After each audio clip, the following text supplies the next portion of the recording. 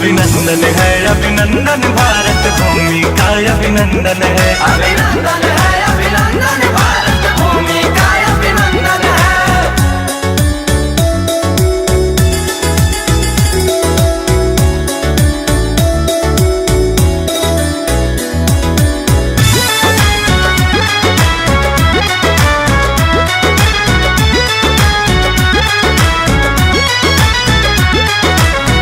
चलते हल तो मिट्टी में है भी सोना नजर है आता।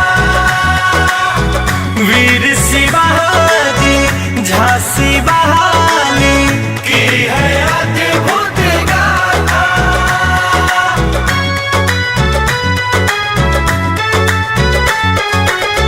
चलते हल तो मिट्टी में भी सोना नजर है आता।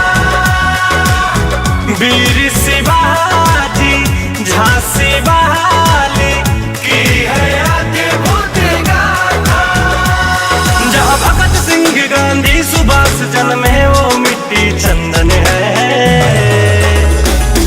अभिनंदन है अभिनंदन, भारत भूमि का अभिनंदन है। अभिनंदन है अभिनंदन, भारत भूमि का अभिनंदन है।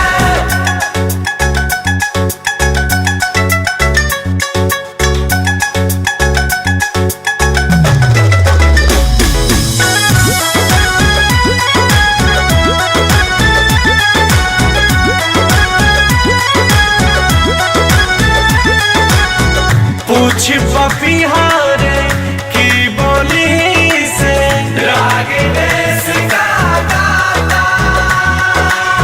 जग से सुंदर भारत भूमि अपनी भारत माता।